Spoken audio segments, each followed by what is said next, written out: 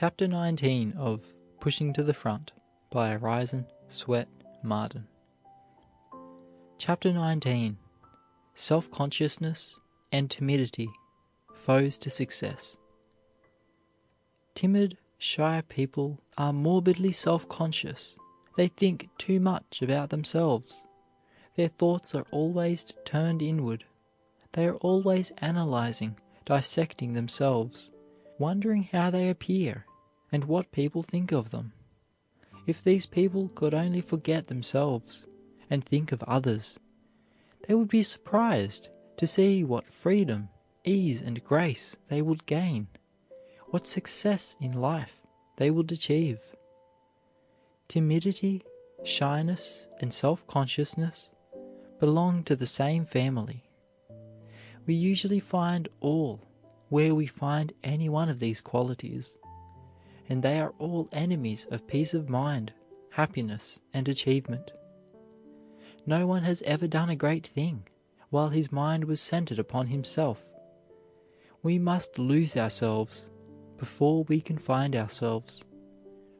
Self-analysis is valuable only to learn our strength, fatal if we dwell upon our weaknesses.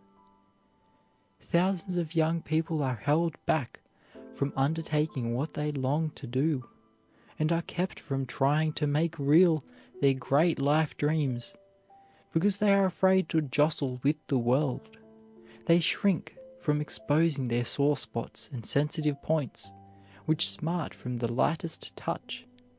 Their supersensitiveness makes cowards of them. Oversensitiveness, whether in man or woman, is really an exaggerated form of self-consciousness. It is far removed from conceit or self-esteem, yet it causes one's personality to overshadow everything else.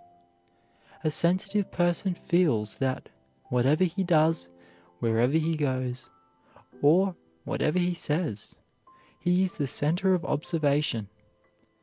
He imagines that people are criticizing his movements, making fun at his expense, or analyzing his character, when they are probably not thinking of him at all.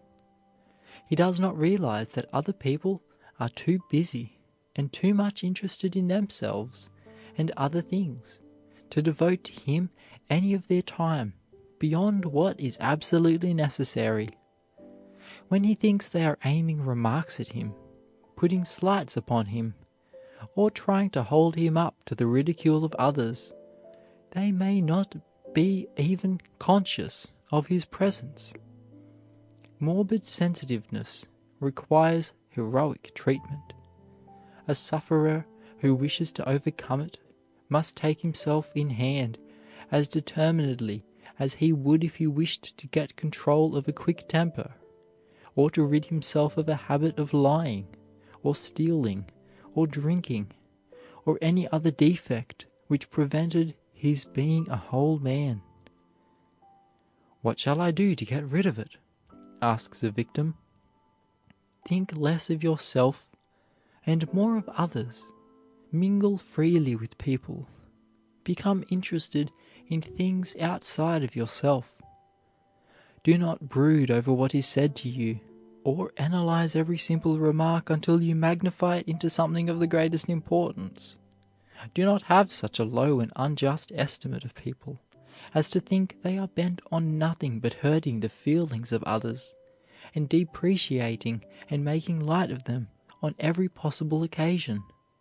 A man who appreciates himself at his true value, and who gives his neighbors credit for being at least as good as he is, cannot be a victim of oversensitiveness. One of the best schools for a sensitive boy is a large business house in which he will be thrown among strangers who will not handle him with gloves. In such an environment, he will soon learn that everyone has all he can do to attend to his own business. He will realize that he must be a man and give and take with the others, or get out. He will be ashamed to play cry-baby every time he feels hurt, but will make up his mind to grin and bear it. Working in competition with other people, and seeing that exactly the same treatment is given to those above him as to himself, takes the nonsense out of him.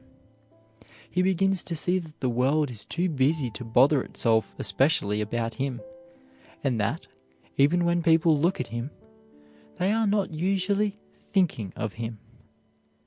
A college course is of inestimable value to a boy or girl of over-refined sensibilities. Oftentimes, when boys enter college as freshmen, they are so touchy that their sense of honor is constantly being hurt, and their pride stung by the unconscious thrusts of classmates and companions. But after they have been in college a term, and have been knocked about and handled in a rough but good-humored manner by youths of their own age, they realize that it would be the most foolish thing in the world to betray resentment. If one shows that he is hurt, he knows that he will be called the class booby and teased unmercifully, so he is simply forced to drop his foolish sensitiveness. Thousands of people are out of positions and cannot keep places when they get them because of this weakness. Many a good businessman has been kept back or even ruined by his quickness to take offense or to resent a fancied slight. There is many a clergyman, well educated and able, who is so sensitive that he cannot keep a pastorate long. From his distorted viewpoint, some brother or sister in the church is always hurting him, saying and thinking unkind things, and throwing out hints and suggestions calculated to injure him in the eyes of the congregation. Many school teachers are great sufferers from oversensitiveness. Remarks of parents, or school committees, or little bits of gossip which are reported to them, make them feel as if people were sticking pins in them, metaphorically speaking, all the time. Writers, authors, and other people with artistic temperaments are usually very sensitive. I have in mind a very strong, vigorous editorial writer who is so prone to take offense that he cannot hold a position either on a magazine or a daily paper. He is cut to the very quick by the slightest criticism, and regards every suggestion for the improvement of his work as a personal affront. He always carries about an injured air, a feeling that he has been imposed upon, which greatly detracts from an otherwise agreeable personality. The great majority of people, no matter how rough in manner or bearing, are kind-hearted, and would much rather help than hinder a fellow being. But they have all they can do to attend to their own affairs, and have no time to spend in minutely analyzing the nature and feeling of those whom they meet in the course of their daily business. In the busy world of affairs, it is give and take, touch and go, and those who expect to get on must rid themselves of all morbid sensitiveness. If they do not, they doom themselves to unhappiness and failure. Self-consciousness is a foe to greatness in every line of endeavor. No one ever does a really great thing until he feels that he is a part of something greater than himself, until he surrenders to that greater principle. Some of our best writers never found themselves, never touched their power, until they forgot their rules for construction, their grammar, their rhetorical arrangement, by losing themselves in their subject. Then they found their style. It is when a writer is so completely carried away with his subject that he cannot help writing, that he writes naturally. He shows what his real style is. No orator has ever electrified an audience while he was thinking of his style, or was conscious of his rhetoric, or trying to apply the conventional rules of oratory. It is when the orator's soul is on fire with his theme, and he forgets his audience, forgets everything but his subject, that he really does a great thing.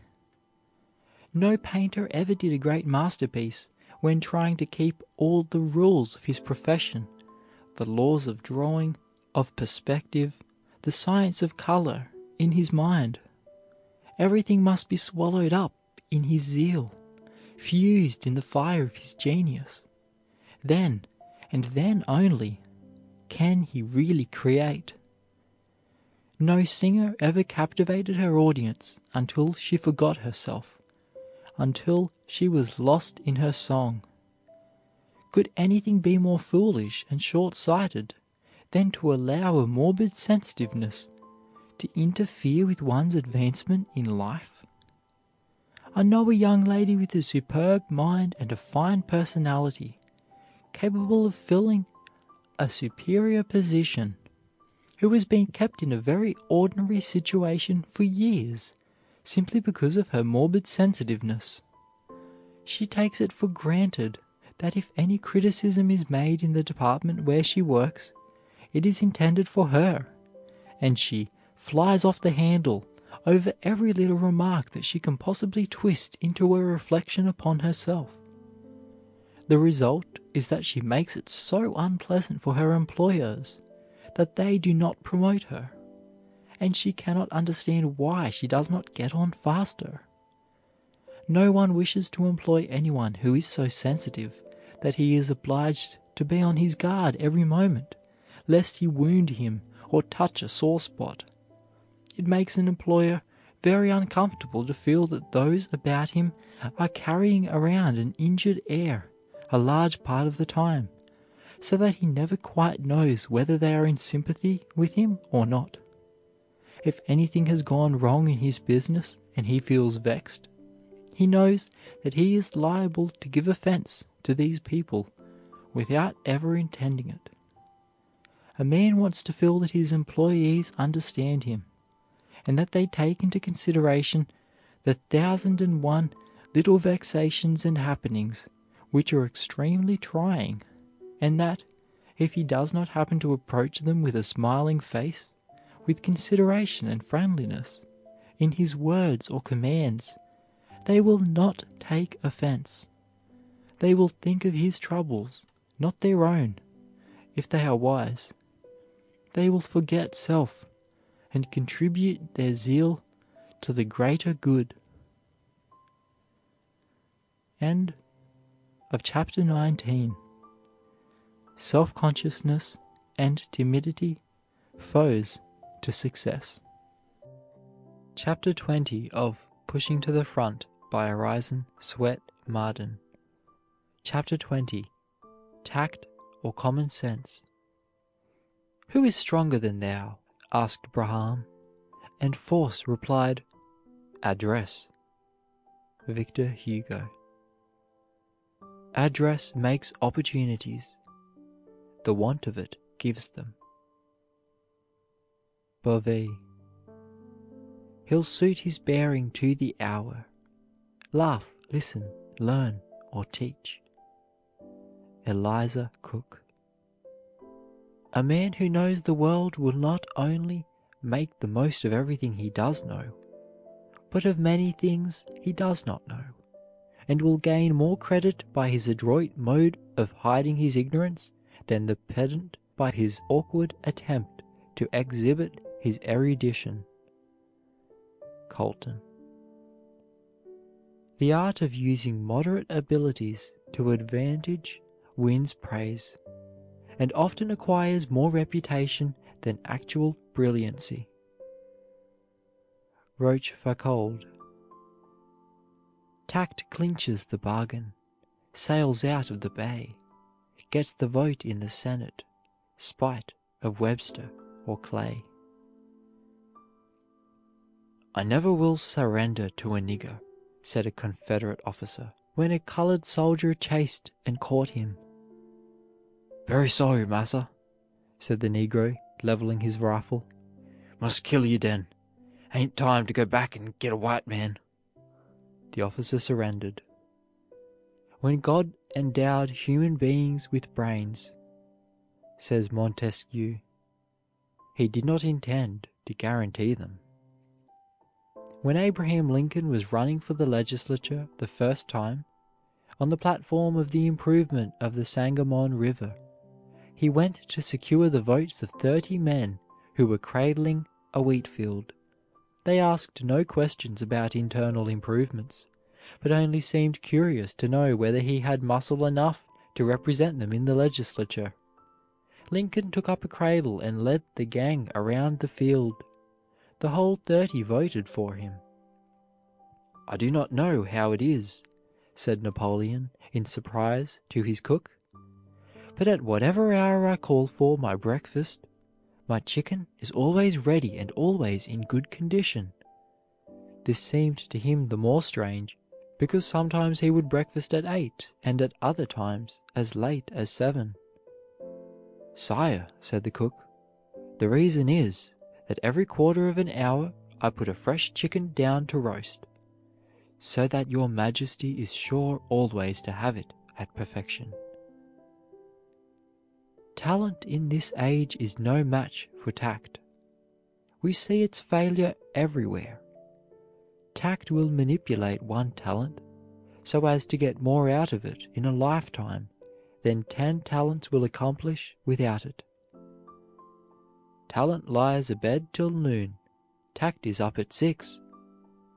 Talent is power, tact is skill. Talent knows what to do, tact knows how to do it. Talent is something, but tact is everything. It is not a sixth sense, but it is like the life of all the 5.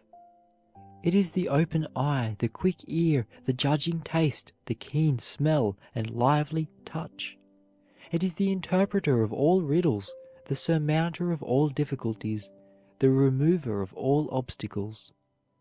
The world is full of theoretical, one-sided, impractical men who have turned all the energies of their lives into one faculty until they have developed not a full-orbed symmetrical man, but a monstrosity, while all their other faculties have atrophied and died. We often call these one-sided men geniuses, and the world excuses their impractical and almost idiotic conduct in most matters, because they can perform one kind of work that no one else can do as well. A merchant is excused if he is a giant in merchandise, though he may be an imbecile in the drawing room. Adam Smith could teach the world economy in his Wealth of Nations, but he could not manage the finances of his own household. Many great men are very impractical, even in the ordinary affairs of life.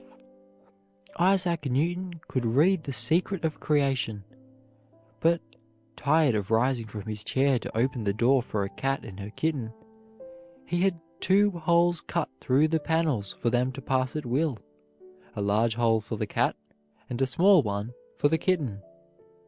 Beethoven was a great musician, but he sent 300 florins to pay for 6 shirts and half a dozen handkerchiefs. He paid his tailor as large a sum in advance, and yet he was so poor at times that he had only a biscuit and a glass of water for dinner. He did not know enough of business to cut the coupon from a bond when he wanted money, but sold the whole instrument. Dean Swift nearly starved in a country parish where his more practical classmate Stafford became rich. One of Napoleon's marshals understood military tactics as well as his chief, but he did not know men so well, and lacked the other's skill and tact. Napoleon might fall, but like a cat he would fall upon his feet. For his argument in the Florida case, a fee of $1,000 in crisp new bills of large denomination was handed to Daniel Webster as he sat reading in his library. The next day he wished to use some of the money, but could not find any of the bills. Years afterward, as he turned the page of a book, he found a bank bill without a crease on it. On turning the next leaf, he found another, and so on, until he took the whole amount lost from the places where he had deposited them thoughtlessly, as he read. Learning of a new issue of gold pieces at the Treasury, he directed his secretary, Charles Lanman, to obtain several $100 worth. A day or two after, he put his hand in his pocket for one, but they were all gone. Webster was at first puzzled, but on reflection remembered that he had given them away, one by one, to friends who seemed to appreciate their beauty. A professor in mathematics in a New England college, a bookworm, was asked by his wife to bring home some coffee. "How much will you have?" asked the merchant. "Well, I declare, my wife did not say, but I guess a bushel will do." Many a great man has been so absent-minded at times as to seem devoid of common sense. "The professor is not at home," said his servant, who looked out of a window in the dark and failed to recognize Lessing when the latter knocked at his own door in a fit of absent-mindedness. "Oh, very well," replied Lessing. "No matter, I'll call at another time."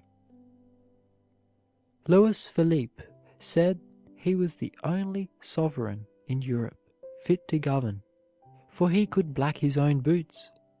The world is full of men and women apparently splendidly endowed and highly educated, yet who can scarcely get a living. Not long ago, 3 college graduates were found working on a sheep farm in Australia, one from Oxford, one from Cambridge, and the other from a German university. College men tending brutes! Trained to lead men, they drove sheep. The owner of the farm was an ignorant, coarse sheep raiser. He knew nothing of books or theories, but he knew sheep. His 3 hired graduates could speak foreign languages and discuss theories of political economy and philosophy, but he could make money. He could talk about nothing but sheep and farm, but he had made a fortune, while the college men could scarcely get a living. Even the university could not supply common sense. It was culture against ignorance, the college against the ranch, and the ranch beat every time. Do not expect too much from books. Bacon said that studies teach not their own use, but that there is a practical wisdom without them, won by observation. The use of books must be found outside their own lids. It was said of a great French scholar, "He was drowned in his talents." Overculture without practical experience weakens a man and unfits him for real life. Book education alone tends to make a man too critical, too self-conscious, timid, distrustful of his abilities, too fine for the mechanical drudgery of practical life, too highly polished, and too finely cultured for everyday use. The culture of books and colleges refines, yet it is often but an ethical culture, and is gained at the cost of vigor and rugged strength. Book culture alone tends to paralyze the practical faculties. The bookworm loses his individuality. His head is filled with theories and saturated with other men's thoughts. The stamina of the vigorous mind he brought from the farm has evaporated in college, and when he graduates, he is astonished to find that he has lost the power to grapple with men and things, and is therefore outstripped in the race of life by the boy who has had no chance, but who, in the fierce struggle for existence, has developed hard common sense and practical wisdom. The college graduate often mistakes his crutches for strength. He inhabits an ideal realm where common sense rarely dwells. The world cares little for his theories or his encyclopedic knowledge. The cry of the age is for practical men.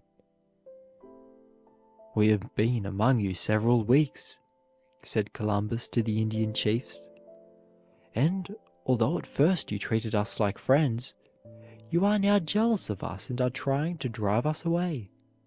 You brought us food in plenty every morning, but now you bring very little, and the amount is less with each succeeding day. The Great Spirit is angry with you for not doing as you agreed in bringing us provisions. To show his anger, he will cause the sun to be in darkness." He knew that there was to be an eclipse of the sun, and told the day and hour it would occur. But the Indians did not believe him, and continued to reduce the supply of food. On the appointed day the sun rose without a cloud, and the Indians shook their heads, beginning to show signs of open hostility as the hours passed without a shadow on the face of the sun. But at length a dark spot was seen on one margin, and, as it became larger, the natives grew frantic and fell prostrate before Columbus to entreat for help.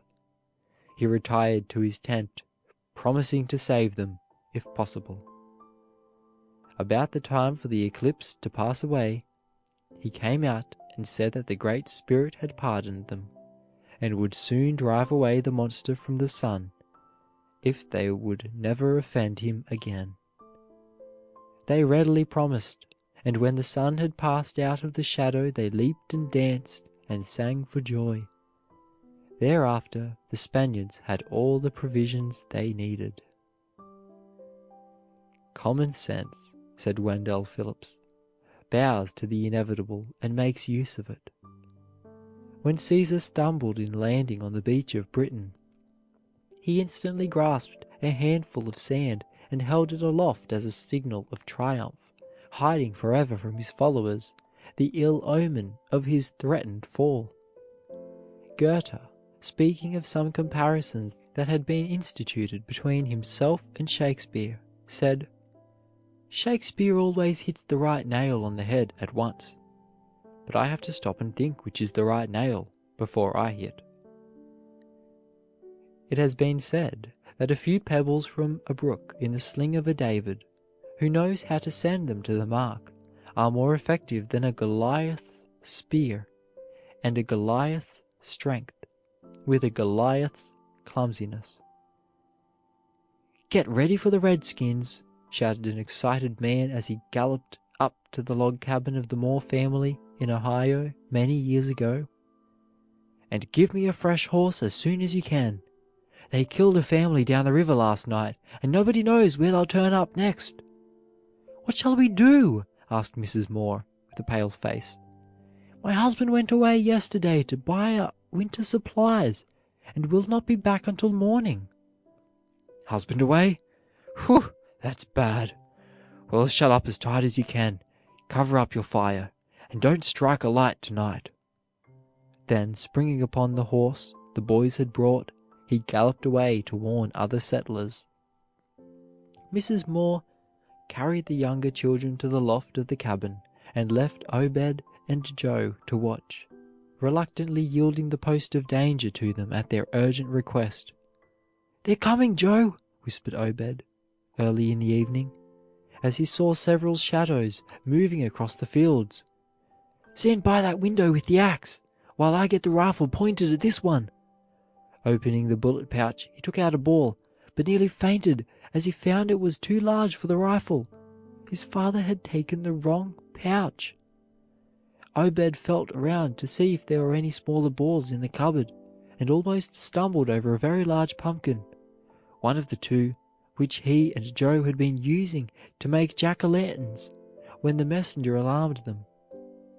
Pulling off his coat, he flung it over the vegetable lantern, made to imitate a gigantic grinning face with open eyes, nose, and mouth, and with a live coal from the ashes he lighted the candle inside. "They'll sound the war whoop in a minute, if I give them time," he whispered, as he raised the covered lantern to the window. "Now for it," he added, pulling the coat away. An unearthly yell greeted the appearance of the grinning monster, and the Indians fled wildly to the woods. "Quick, Joe, light up the other one. Don't you see that's what scared him so?" demanded Obed, and at the appearance of the second fiery face, the savages gave a final yell and vanished in the forest. Mr. Moore and daylight came together, but the Indians did not return.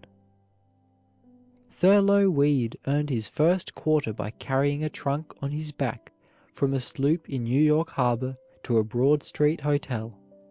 He had very few chances such as are now open to the humblest boy, but he had tact and intuition. He could read men as an open book and mold them to his will. He was unselfish. By 3 presidents whom his tact and shrewdness had helped to elect, he was offered the English mission and scores of other important positions, but he invariably declined. Lincoln selected Weed to attempt the reconciliation of the New York Herald, which had a large circulation in Europe, and was creating a dangerous public sentiment abroad and at home by its articles in sympathy with the Confederacy. Though Weed and Bennett had not spoken to each other before for 30 years, the very next day after their interview, the Herald became a strong Union paper. Weed was then sent to Europe to counteract the pernicious influence of secession agents. The Emperor of France favored the South. He was very indignant because Charleston harbor had been blockaded, thus shutting off French manufacturers from large supplies of cotton. But Weed's rare tact modified his views and induced him to change to friendliness the tone of a hostile speech prepared for delivery at the National Assembly. England was working night and day preparing for war when Weed arrived upon the scene, and soon changed largely the current of public sentiment. On his return to America, the city of New York extended public thanks to him for his inestimable services. He was equally successful in business, and acquired a fortune of $1 million. "Tell me the breadth of this stream," said Napoleon to his chief engineer, as they came to a bridgeless river which the army had to cross. "Sire, I cannot. My scientific instruments are with the army, and we are 10 miles ahead of it." "Measure the width of this stream instantly." "Sire, be reasonable." "Ascertain at once the width of this river, or you shall be deposed." The engineer drew the cap-piece of his helmet down until the edge seemed just in line between his eye and the opposite bank. Then, holding himself carefully erect, he turned on his heel and noticed where the edge seemed to touch the bank on which he stood, which was on the same level as the other. He paced the distance to the point last noted, and said, "This is the approximate width of the stream." He was promoted. "Mr. Webster," said the mayor of a western city, when it was learned that the great statesman, although weary with travel, would be delayed for an hour by a failure to make close connections, "allow me to introduce you to Mr. James, one of our most distinguished citizens." "How do you do, Mr. James?" asked Webster mechanically, as he glanced at 1,000 people waiting to take his hand. "The truth is, Mr. Webster," replied Mr. James in a most lugubrious tone, "I am not very well." "I hope nothing serious is the matter," thundered the godlike Daniel in a tone of anxious concern. "Well, I don't know that, Mr. Webster. I think it's rheumatiz, but my wife—" "Mr. Webster, this is Mr. Smith," broke in the mayor, leaving poor Mr. James to enjoy his bad health in the pitiless solitude of a crowd. His total want of tact had made him ridiculous. "Address yourself to the jury, sire," said a judge to a witness, who insisted upon imparting his testimony in a confidential tone to the court direct. The man did not understand, and continued as before. "Speak to the jury, sir.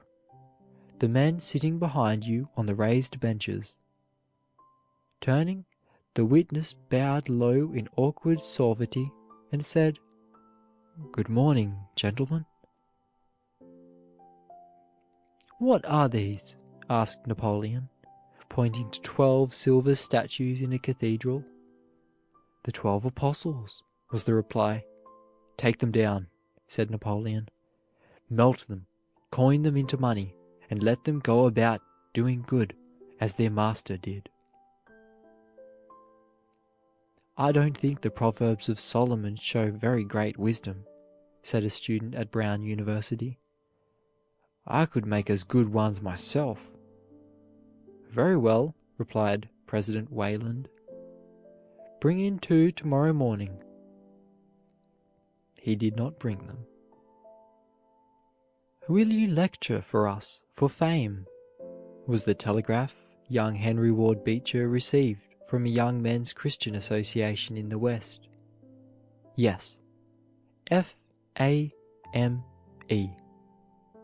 50 and my expenses," was the answer the shrewd young preacher sent back. Montaigne tells of a monarch who, on the sudden death of an only child, showed his resentment against Providence by abolishing the Christian religion throughout his dominions for a fortnight.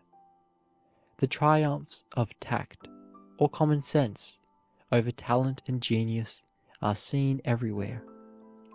Walpole was an ignorant man, and Charlemagne could hardly write his name so that it could be deciphered. But these giants knew men and things, and possessed that practical wisdom and tact which have ever moved the world. Tact, like Alexander, cuts the knots it cannot untie and leads its forces to glorious victory. A practical man not only sees, but seizes the opportunity. There is a certain getting on quality difficult to describe, but which is the great winner of the prizes of life.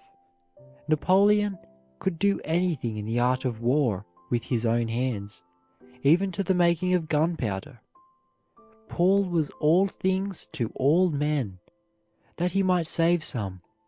The palm is among the hardest and least yielding of all woods, yet rather than be deprived of the rays of the life-giving sun in the dense forests of South America, it is said to turn into a creeper and climb the nearest trunk to the light. A farmer who could not get a living sold one half of his farm to a young man who made enough money on the half to pay for it and buy the rest. "You have not tact," was his reply when the old man asked how one could succeed so well where the other had failed. According to an old custom, a Cape Cod minister was called upon in April to make a prayer over a piece of land. "No," said he, when shown the land, "this does not need a prayer, it needs manure." To see a man as he is, you must turn him round and round until you get him at the right angle. Place him in a good light, as you would a picture. The excellences and defects will appear if you get the right angle. How our old schoolmates have changed places in the ranking of actual life!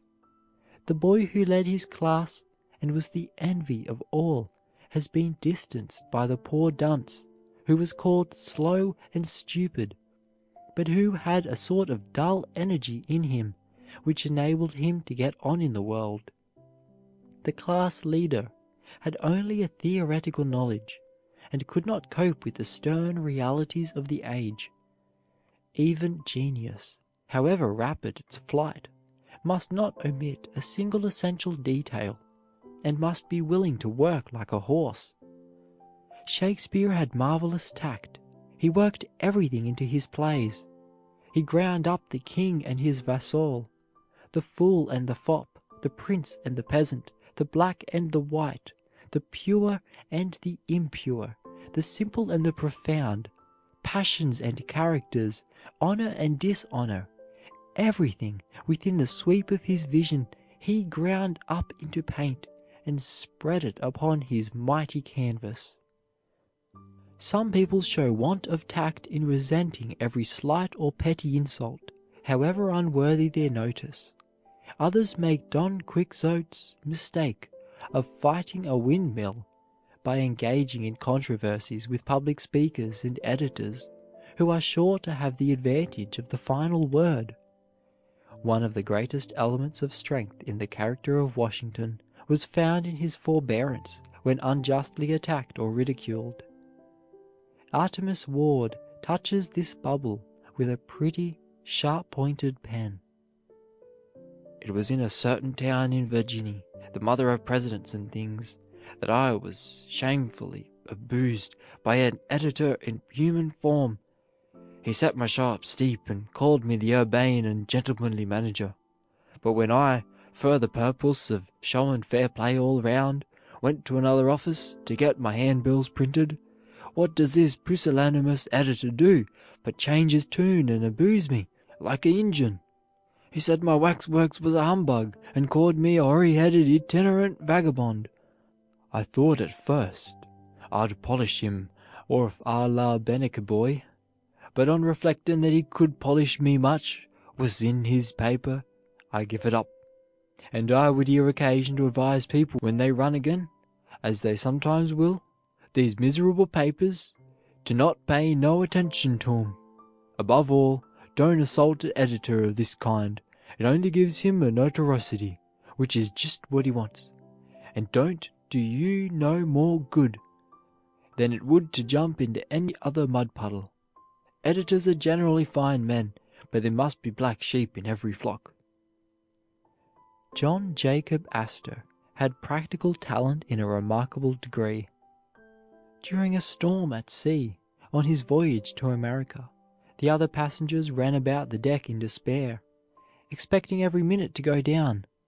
But young Astor went below and coolly put on his best suit of clothes, saying that if the ship should founder and he should happen to be rescued, he would at least save his best suit of clothes. Their trading talent is bringing the Jews to the front in America as well as in Europe, said a traveler to one of that race, and it has gained for them an ascendancy, at least in certain branches of trade, from which nothing will ever displace them. "They are coming to the front most certainly," replied his companion. "But why do you speak of their trading talent all the time?" "But don't you regard it as a talent?" "A talent? No, it is a genius. I will tell you what is the difference in trade between talent and genius. When one goes into a man's store and manages to seal him fat at once, that is talent. But when another man goes into that man's store and sells him what he don't want, that is genius. And that is the genius what my race has got." End of chapter 20. Tact or Common Sense. Chapter 21 of Pushing to the Front by Orison Swett Marden. Chapter 21. Enamored of Accuracy. Antonio Stradivari has an eye that winces at false work and loves the true. Accuracy is the twin brother of honesty. C. Symonds. Genius is the infinite art of taking pains. Carlyle. I hate a thing done by halves. If it be right, do it boldly. If it be wrong, leave it undone. Gilpin. If I were a cobbler, it would be my pride, the best of all cobblers to be. If I were a tinker, no tinker beside should mend an old kettle like me.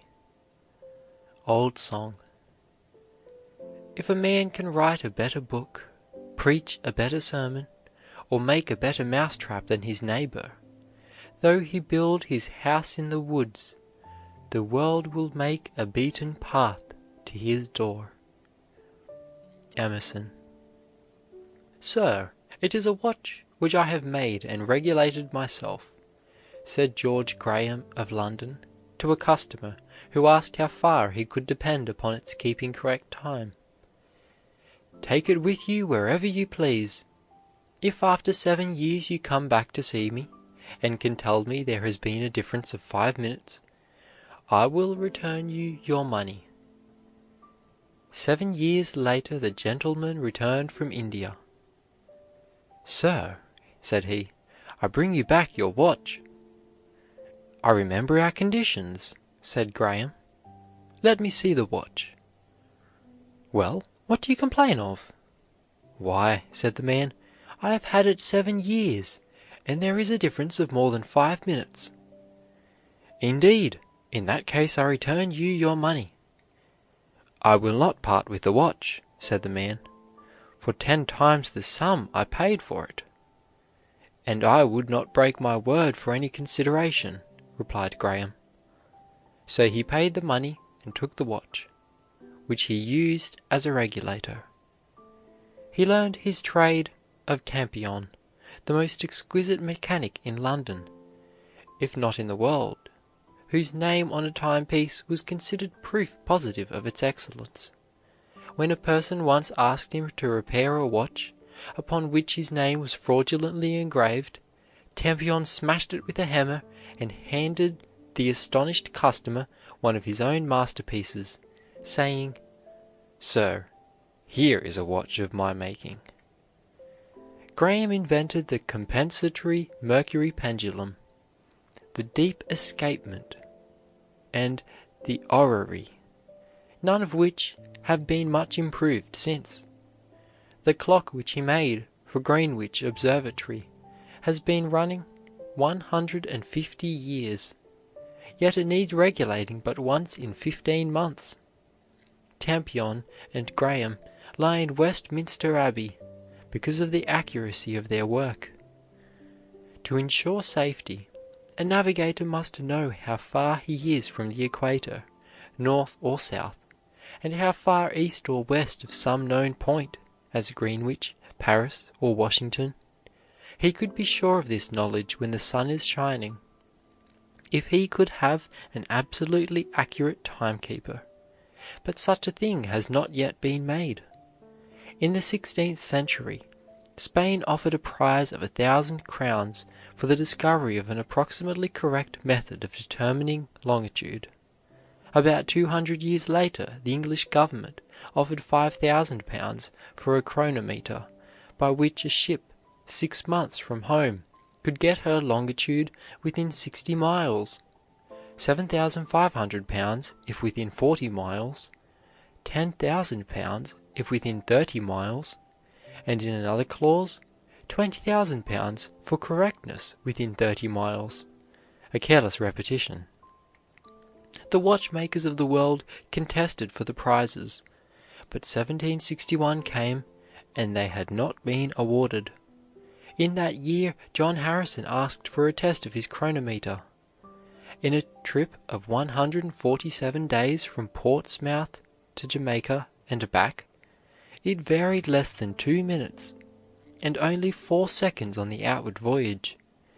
In a round trip of 156 days to Barbados, the variation was only 15 seconds. The £20,000 was paid to the man who had worked and experimented for 40 years, and whose hand was as exquisitely delicate in its movement as the mechanism of his chronometer.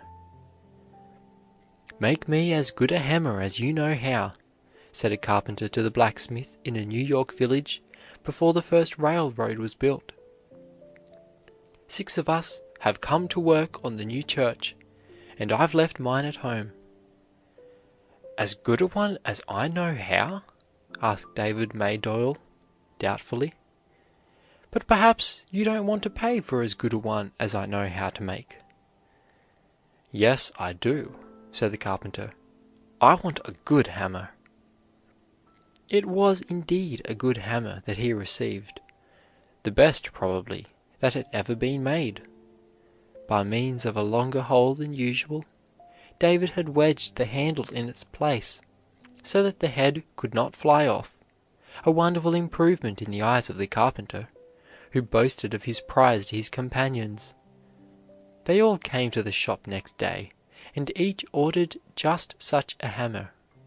When the contractor saw the tools, he ordered 2 for himself, asking that they be made a little better than those of his men. "I can't make any better ones," said Maydole. "When I make a thing, I make it as well as I can, no matter whom it is for." The storekeeper soon ordered 2 dozen, a supply unheard of in his previous business career. A New York dealer in tools came to the village to sell his wares, and bought all the storekeeper had, and left a standing order for all the blacksmith could make. David might have grown very wealthy by making goods of the standard already attained, but throughout his long and successful life he never ceased to study still further to perfect his hammers in the minutest detail. They were usually sold without any warrant of excellence, the word Maydole stamped on the head being universally considered a guarantee of the best article the world could produce. Character is power, and is the best advertisement in the world. "We have no secret," said the manager of an iron works employing thousands of men. "We always try to beat our last batch of rails. That is all the secret we've got, and we don't care who knows it. I don't try to see how cheap a machine I can produce, but how good a machine," said the late John C. Whitten of Northbridge, Massachusetts, to a customer who complained of the high price of some cotton machinery. Businessmen soon learned what this meant, and when there was occasion to advertise any machinery for sale, New England cotton manufacturers were accustomed to state the number of years it had been in use, and add as an all-sufficient guarantee of Northbridge products, "Whitten make." "Madame," said the sculptor H.K. Brown, as he admired a statue in alabaster made by a youth in his teens, "this boy has something in him." It was the figure of an Irishman who worked for the Ward family in Brooklyn years ago, and gave with minutest fidelity not merely the man's features and expression, but even the patches in his trousers, the rent in his coat, and the creases in his narrow-brimmed stovepipe hat.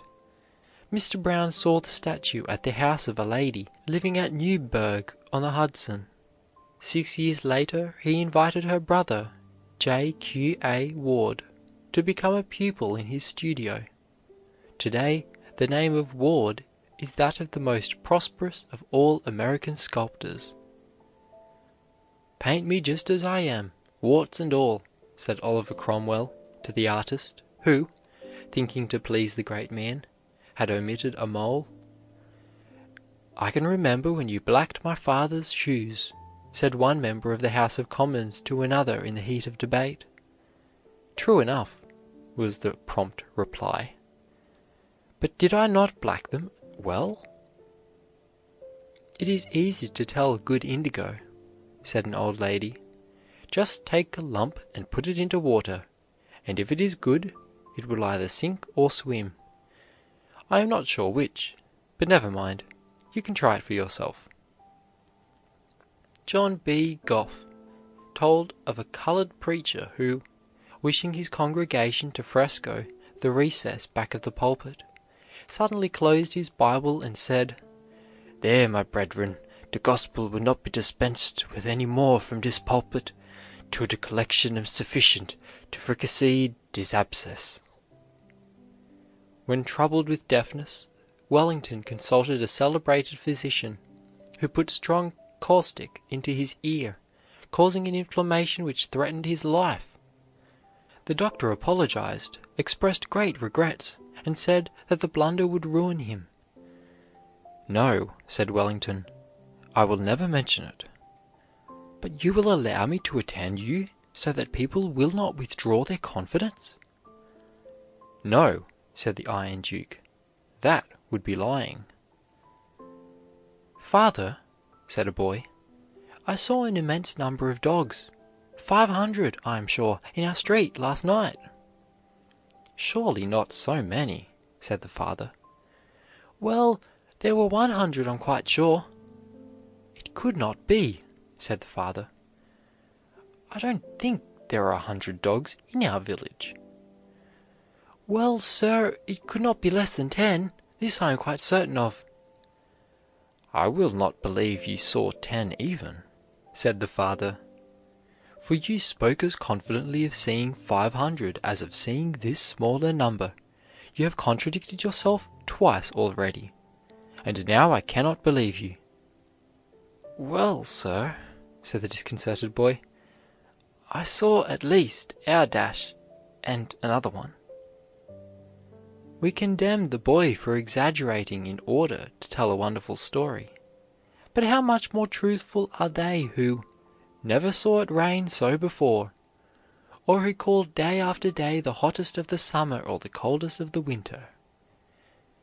There is nothing which all mankind venerate and admire so much as simple truth, exempt from artifice, duplicity, and design. It exhibits at once a strength of character and integrity of purpose, in which all are willing to confide. To say nice things merely to avoid giving offense, to keep silent rather than speak the truth, to equivocate, to evade, to dodge, to say what is expedient rather than what is truthful, to shirk the truth, to face both ways, to exaggerate, to seem to concur with another's opinions when you do not, to deceive by a glance of the eye, a nod of the head, a smile, a gesture, to lack sincerity, to assume to know or think or feel what you do not. All these are but various manifestations of hollowness and falsehood resulting from want of accuracy. We find no lying, no inaccuracy, no slipshod business in nature. Roses blossom and crystals form with the same precision of tint and angle today as in Eden on the morning of creation. The rose in the Queen's garden is not more beautiful, more fragrant, more exquisitely perfect than that which blooms and blushes unheeded amid the fern-decked brush by the roadside, or in some far-off glen where no human eye ever sees it. The crystal found deep in the earth is constructed with the same fidelity as that formed above ground. Even the tiny snowflake whose destiny is to become an apparently insignificant and a wholly unnoticed part of an enormous bank assumes its shape of ethereal beauty as faithfully as though preparing for some grand exhibition. Planets rush with dizzy sweep through almost limitless courses, yet return to equinox or solstice at the appointed second, their very movement being the uniform manifestation of the will of God. The marvelous resources and growth of America have developed an unfortunate tendency to overstate, overdraw, and exaggerate. It seems strange that there should be so strong a temptation to exaggerate in a country where the truth is more wonderful than fiction. The positive is stronger than the superlative, but we ignore this fact in our speech. Indeed, it is really difficult to ascertain the exact truth in America. How many American fortunes are built on misrepresentation that is needless, for nothing else is half so strong as truth. "Does the devil lie?" was asked of Sir Thomas Browne. "No, for then even he could not exist." Truth is necessary to permanency. In Siberia, a traveler found men who could see the satellites of Jupiter with the naked eye. These men have made little advance in civilization, yet they are far superior to us in their accuracy of vision. It is a curious fact that not a single astronomical discovery of importance has been made through a large telescope. The men who have advanced our knowledge of that science the most working with ordinary instruments backed by most accurately trained minds and eyes. A double convex lens 3 feet in diameter is worth $60,000. Its adjustment is so delicate that the human hand is the only instrument thus far known suitable for giving the final polish. And one sweep of the hand, more than is needed, Alvin Clark says, would impair the correctness of the glass. During the test of the great glass which he made for Russia, the workmen turned it a little with their hands. "Wait, boys, let it cool before making another trial," said Clark. "The poise is so delicate that the heat from your hands affects it." Mr. Clark's love of accuracy has made his name a synonym of exactness, the world over. "No, I can't do it. It is impossible," said Webster, when urged to speak on a question soon to come up, toward the close of a congressional session. "I am so pressed with other duties that I haven't time to prepare myself to speak upon that theme." "Ah, but Mr. Webster, you always speak well upon any subject. You never fail." "But that's the very reason," said the orator, "because I never allow myself to speak upon any subject without first making that subject thoroughly my own. I haven't time to do that in this instance. Hence I must refuse." Rufus Choate would plead before a shoemaker justice of the peace in a petty case with all the fervor and careful attention to detail with which he addressed the United States Supreme Court. "Whatever is right to do," said an eminent writer, "should be done with our best care, strength, and faithfulness of purpose. We have no scales by which we can weigh our faithfulness to duties or determine their relative importance in God's eyes. That which seems a trifle to us may be the secret spring which shall move the issues of life and death. There goes a man that has been to hell," the Florentines would say when Dante passed. So realistic seemed to them his description of the netherworld. "There is only one real failure in life possible," said Canon Farrar, "and that is, not to be true to the best one knows." "It is quite astonishing," Grove said of Beethoven, "to find the length of time during which some of the best known instrumental melodies remained in his thoughts till they were finally used, or the crude, vague, commonplace shape in which they were first written down. The more they are elaborated, the more fresh and spontaneous they become." Leonardo da Vinci would walk across Milan to change a single tint or the slightest detail in his famous picture of the Last Supper. "Every line was then written twice over by Pope," said his publisher, Dodsley, of manuscript brought to be copied. Gibbon wrote his memoir 9 times, and the first chapters of his history 18 times. Of one of his works, Montesquieu said to a friend, "You will read it in a few hours, but I assure you it has cost me so much labor that it has whitened my hair." He had made it his study by day and his dream by night, the alpha and omega of his aims and objects. "He who does not write as well as he can on every occasion," said George Ripley, "will soon form the habit of not writing well on any occasion." An accomplished entomologist thought he would perfect his knowledge by a few lessons under Professor Agassiz.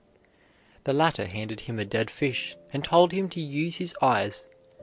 2 hours later he examined his new pupil, but soon remarked, "You haven't really looked at the fish yet. You'll have to try again."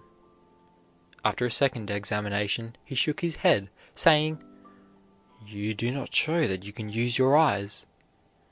This roused the pupil to earnest effort, and he became so interested in things he had never noticed before that he did not see Agassiz when he came for the third examination.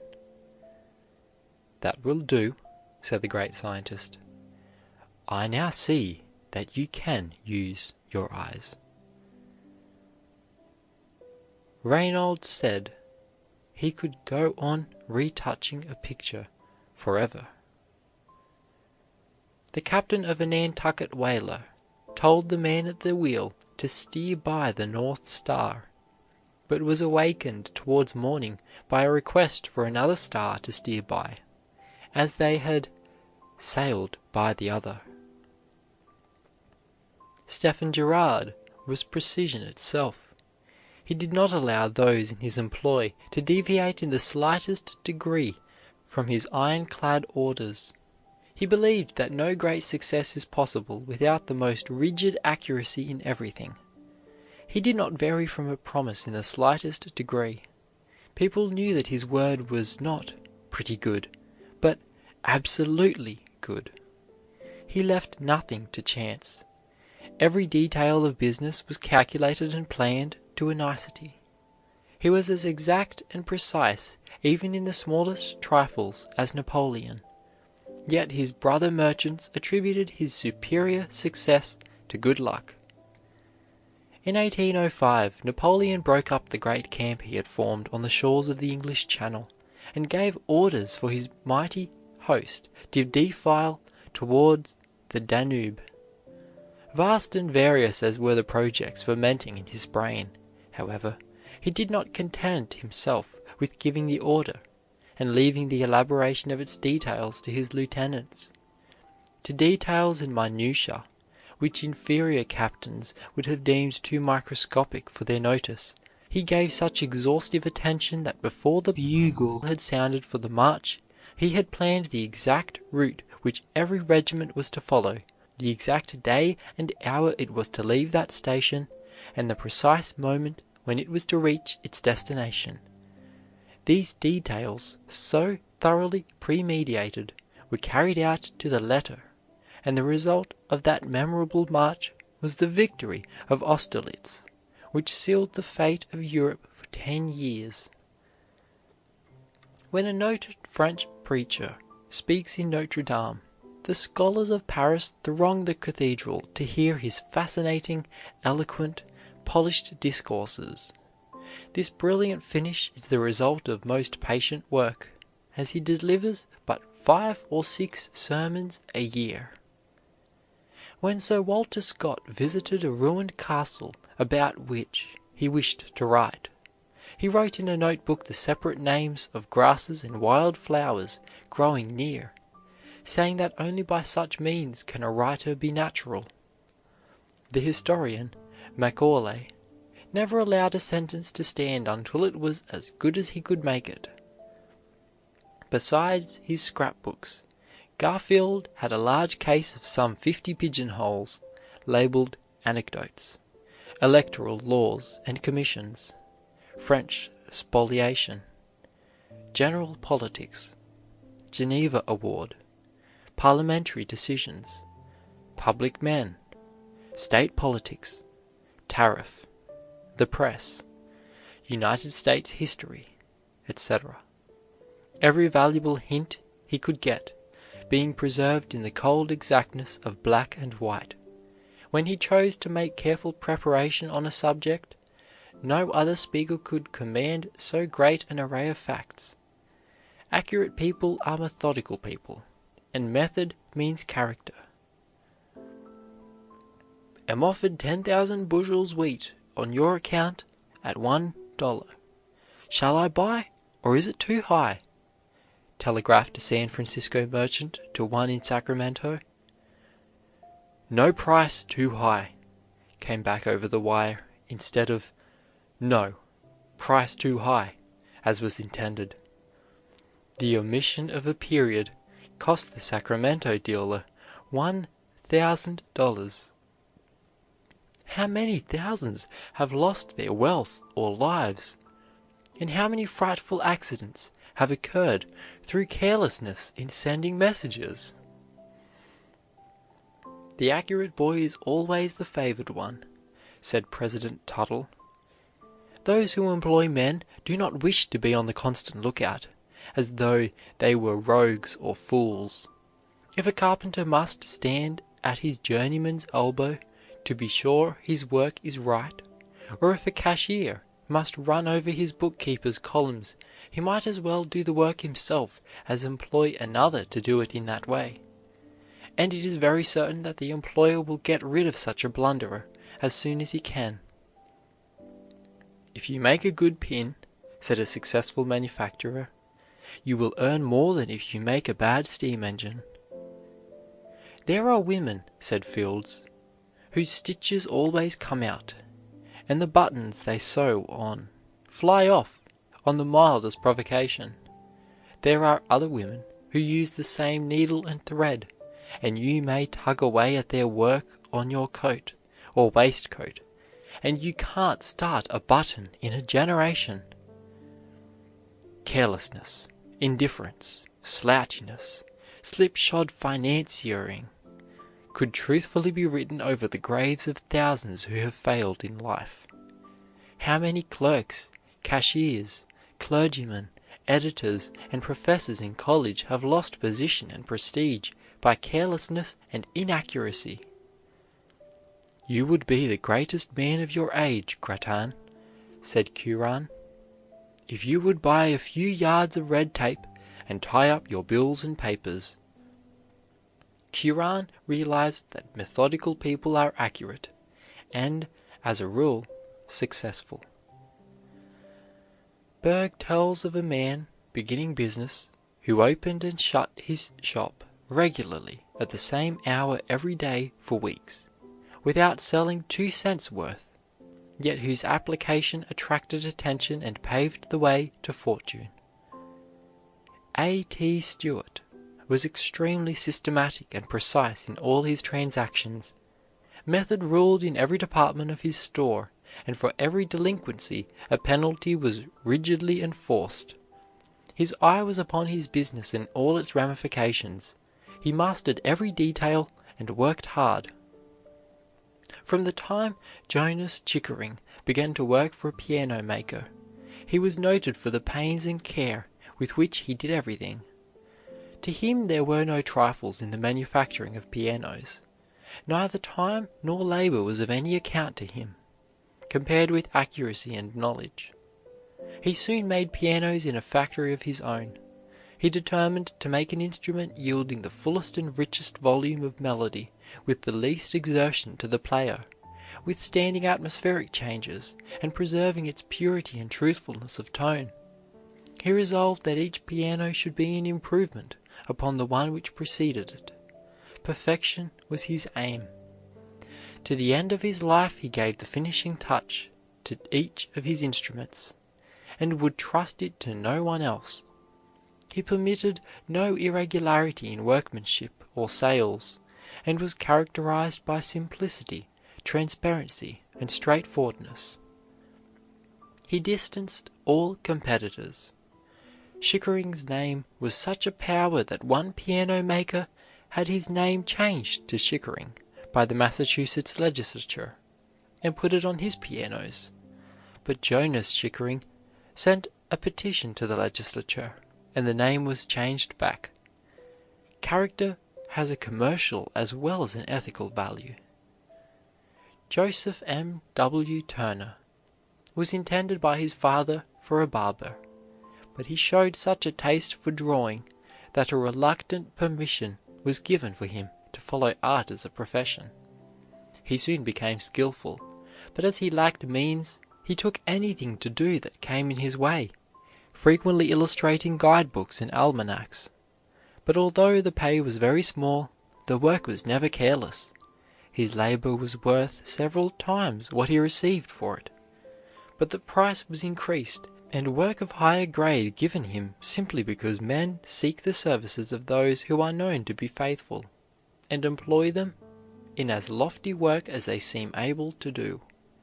And so he toiled upward until he began to employ himself, his work sure of a market at some price, and the price increasing as other men began to get glimpses of the transcendent art revealed in his paintings, an art not fully comprehended even in our day. He surpassed the acknowledged masters in various fields of landscape work, and left matchless studies of natural scenery in lines never before attempted. What Shakespeare is in literature, Turner is in his special field, the greatest name on record. The demand for perfection in the nature of Wendell Phillips was wonderful. Every word must exactly express the shade of his thought. Every phrase must be of due length and cadence. Every sentence must be perfectly balanced before it left his lips. Exact precision characterized his style. He was easily the first forensic orator America has produced. The rhythmic fullness and poise of his periods are remarkable. Alexandre Dumas prepared his manuscript with the greatest care. When consulted by a friend whose article had been rejected by several publishers, he advised him to have it handsomely copied by a professional penman, and then changed the title.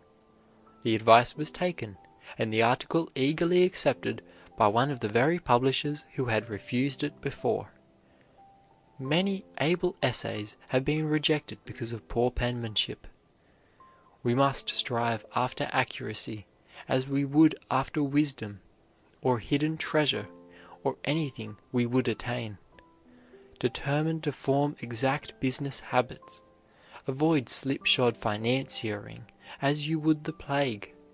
Careless and indifferent habits would soon ruin a millionaire.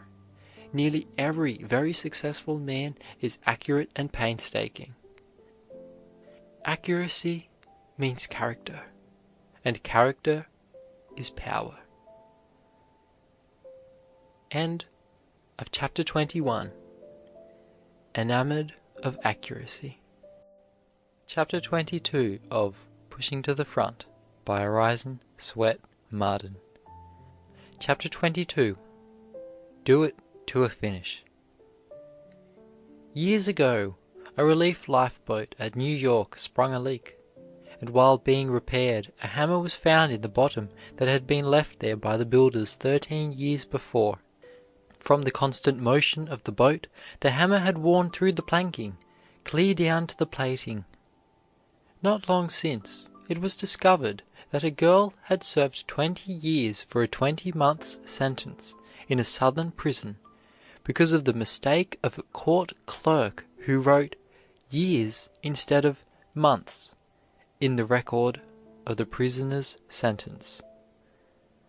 The history of the human race is full of the most horrible tragedies caused by carelessness and the inexcusable blunders of those who never formed the habit of accuracy, of thoroughness, of doing things to a finish.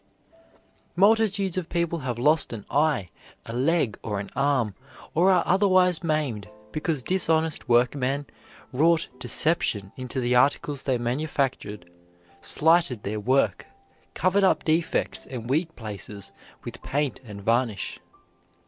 How many have lost their lives because of dishonest work, carelessness, criminal blundering in railroad construction? Think of the tragedies caused by lies packed in car wheels, locomotives, steamboat boilers, and engines, lies in defective rails, ties, or switches, lies in dishonest labor put into manufactured material by workmen who said it was good enough for the meager wages they got. Because people were not conscientious in their work, there were flaws in the steel which caused the rail or pillar to snap, the locomotive or other machinery to break.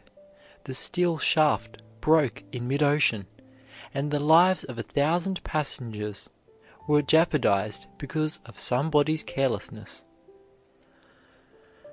Even before they are completed, buildings often fall and bury the workmen under their ruins because somebody was careless, dishonest, either employer or employee, and worked lies, deceptions into the building. The majority of railroad wrecks, of disasters on land and sea, which cause so much misery and cost so many lives, are the result of carelessness, thoughtlessness, or half-done, botched, blundering work. They are the evil fruit of the low ideals of slovenly, careless, indifferent workers. Everywhere over this broad earth we see the tragic results of botched work. Wooden legs, armless sleeves, numberless graves, fatherless and motherless homes everywhere speak of somebody's carelessness, somebody's blunders, somebody's habit of inaccuracy. The worst crimes are not punishable by law. Carelessness, slipshodness, lack of thoroughness are crimes against self, against humanity.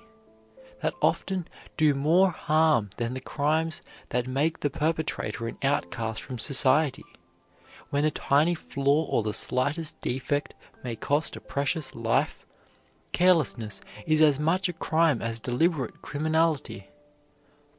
If everybody put his conscience into his work, did it to a complete finish, it would not only reduce the loss of human life, the mangling and maiming of men and women, to a fraction of what it is at present, but it would also give us a higher quality of manhood and womanhood.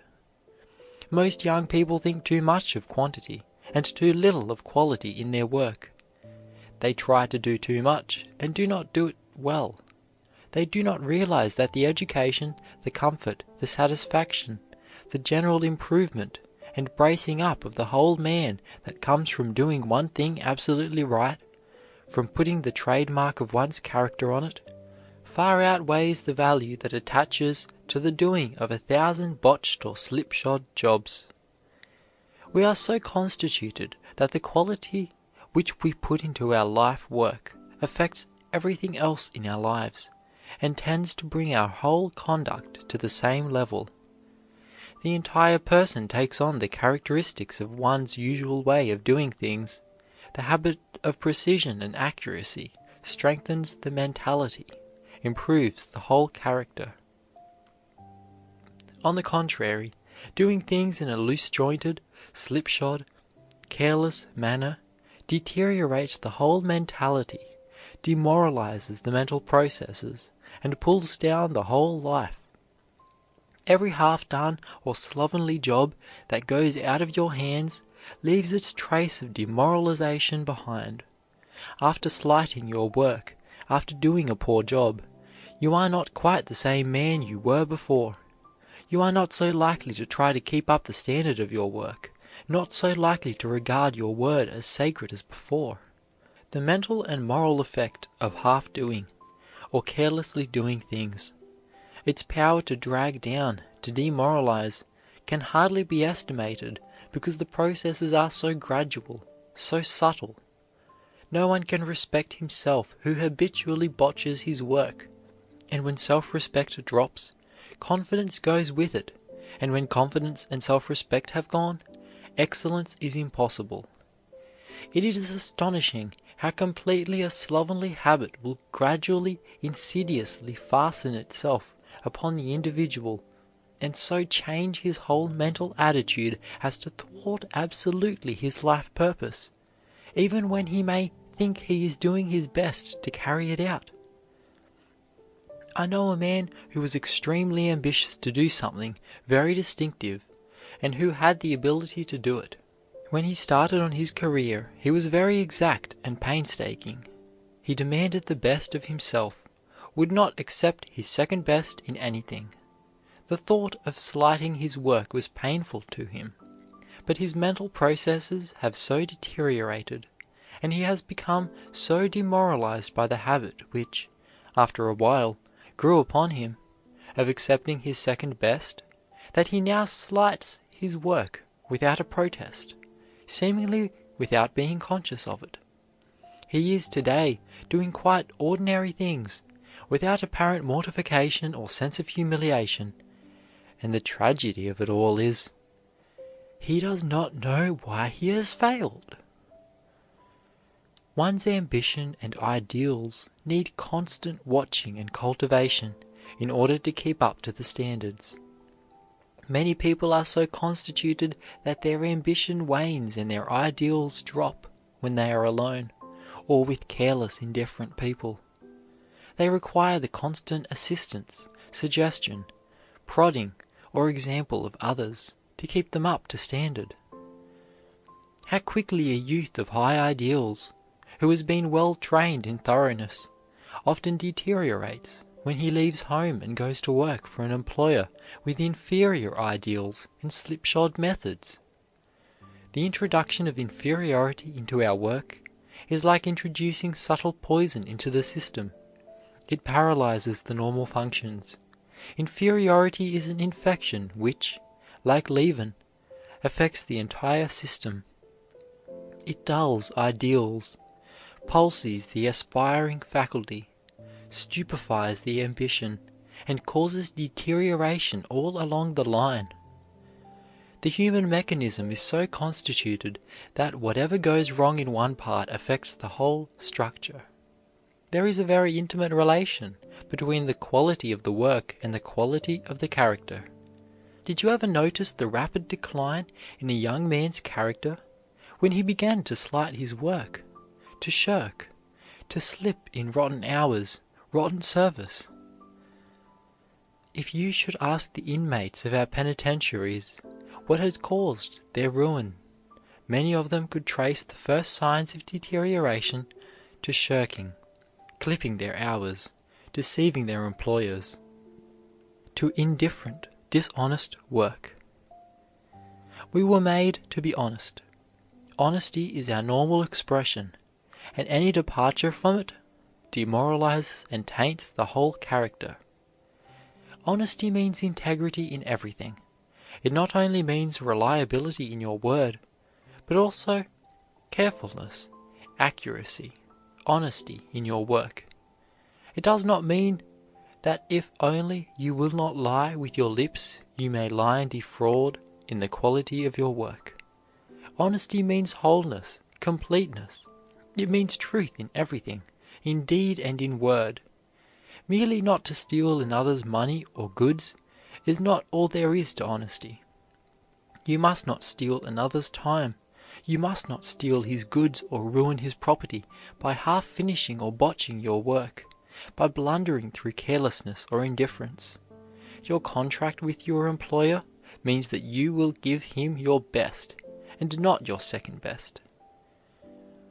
"What a fool you are," said one workman to another, "to take so much pains with that job when you don't get much pay for it."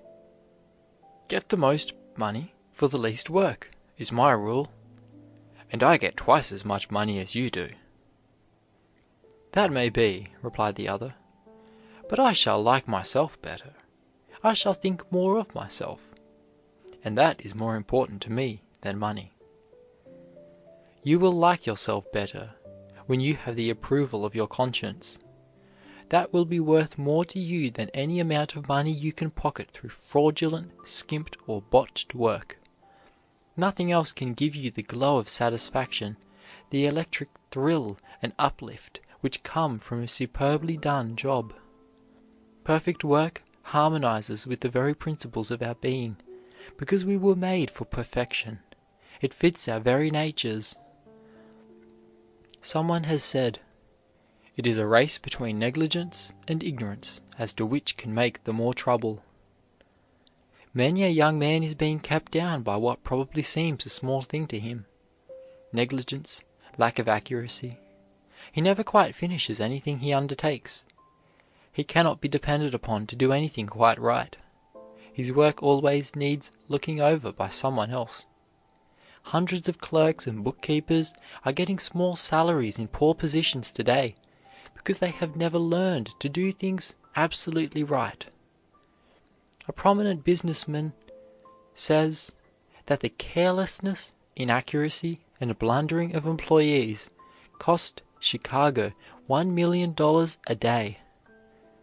The manager of a large house in that city says that he has to station pickets here and there throughout the establishment in order to neutralize the evils of inaccuracy and the blundering habit. One of John Wanamaker's partners says that unnecessary blunders and mistakes cost that firm $25,000 a year. The dead letter department of the post office in Washington received in 1 year 7 million pieces of undelivered mail. Of these, more than 80,000 bore no address whatever. A great many of them were from business houses. Are the clerks who are responsible for this carelessness likely to win promotion?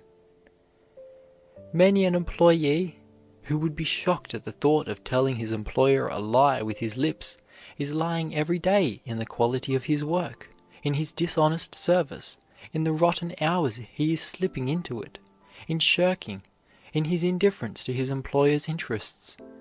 It is just as dishonest to express deception in poor work, in shirking, as to express it with the lips, yet I have known office boys who could not be induced to tell their employer a direct lie, to steal his time when on an errand, to hide away during working hours to smoke a cigarette or take a nap, not realizing, perhaps, that lies can be acted as well as told, and that acting a lie may be even worse than telling one. The man who botches his work, who lies or cheats in the goods he sells or manufactures, is dishonest with himself as well as with his fellow men, and must pay the price in loss of self-respect, loss of character, of standing in his community. Yet on every side we see all sorts of things selling for a song because the maker put no character, no thought into them. Articles of clothing that look stylish and attractive when first worn very quickly get out of shape, and hang and look like old, much-worn garments. Buttons fly off, seams give way at the slightest strain. Dropped stitches are everywhere in evidence, and often the entire article goes to pieces before it is worn half a dozen times. Everywhere we see furniture which looks all right, but which in reality is full of blemishes and weaknesses, covered up with paint and varnish. Glue starts at joints. Chairs and bedsteads break down at the slightest provocation. Casters come off. Handles pull out. Many things go to pieces altogether, even while practically new. Made to sell, not for service, would be a good label for the great mass of manufactured articles in our markets today. It is difficult to find anything that is well and honestly made, that has character, individuality, and thoroughness wrought into it. Most things are just thrown together. This slipshod, dishonest manufacturing is so general that concerns which turn out products based upon honesty and truth often win for themselves a worldwide reputation and command the highest prices. There is no other advertisement like a good reputation. Some of the world's greatest manufacturers have regarded their reputation as their most precious possession, and under no circumstances would they allow their names to be put on an imperfect article. Vast sums of money are often paid for the use of a name, because of its great reputation for integrity and square dealing. There was a time when the names of Graham and Tampion on timepieces were guarantees of the most exquisite workmanship and of unquestioned integrity. Strangers from any part of the world could send their purchase money and order goods from those manufacturers without a doubt that they would be squarely dealt with. Tampion and Graham lie in Westminster Abbey because of the accuracy of their work, because they refused to manufacture and sell lies. When you finish a thing, you ought to be able to say to yourself, "There, I am willing to stand for that piece of work. It is not pretty well done. It is done as well as I can do it, done to a complete finish. I will stand for that.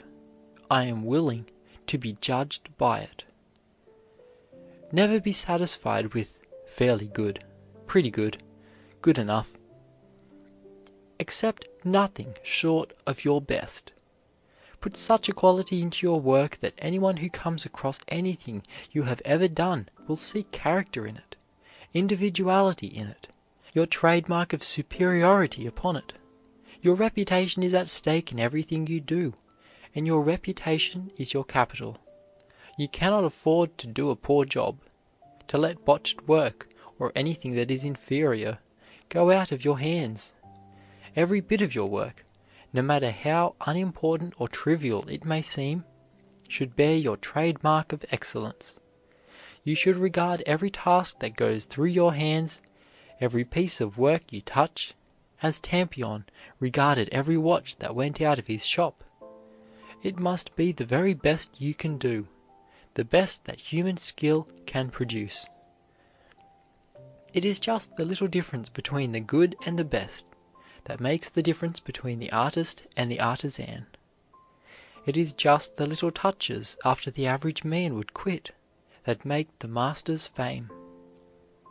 Regard your work as Stradivarius regarded his violins, which he made for eternity, and not one of which was ever known to come to pieces or break. Stradivarius did not need any patent on his violins, for no other violin maker would pay such a price for excellence as he paid, would take such pains to put his stamp of superiority upon his instrument. Every Stradivarius now in existence is worth from $3,000 to $10,000, or several times its weight in gold. Think of the value such a reputation for thoroughness as that of Stradivarius or Tampion, such a passion to give quality to your work, would give you. There is nothing like being enamored of accuracy, being grounded in thoroughness as a life principle, of always striving for excellence. No other characteristic makes such a strong impression upon an employer as the habit of painstaking, carefulness, accuracy. He knows that if a youth puts his conscience into his work from principle, not from the standpoint of salary or what he can get for it, but because there is something in him which refuses to accept anything from himself but the best, that he is honest and made of good material.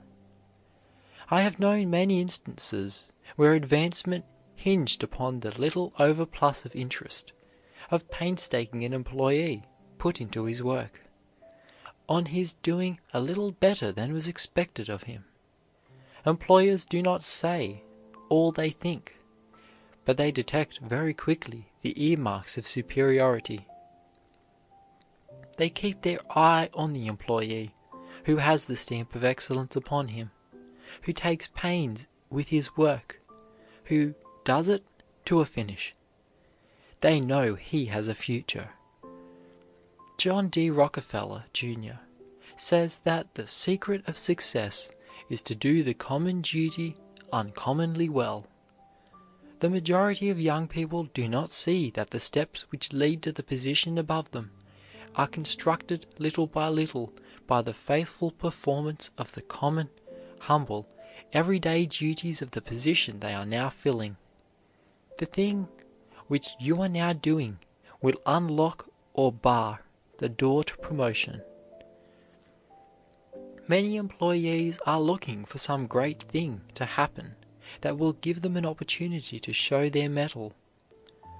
What can there be, they say to themselves, in this dry routine, in doing these common, ordinary things to help me along? But it is the youth who sees a great opportunity hidden in just these simple services, who sees a very uncommon chance in a common situation, a humble position, who gets on in the world. It is doing things a little better than those about you do them, being a little neater, a little quicker, a little more accurate, a little more observant. It is ingenuity in finding new and more progressive ways of doing old things. It is being a little more polite, a little more obliging, a little more tactful, a little more cheerful, optimistic, a little more energetic, helpful than those about you, that attracts the attention of your employer and other employers also. Many a boy is marked for a higher position by his employer long before he is aware of it himself.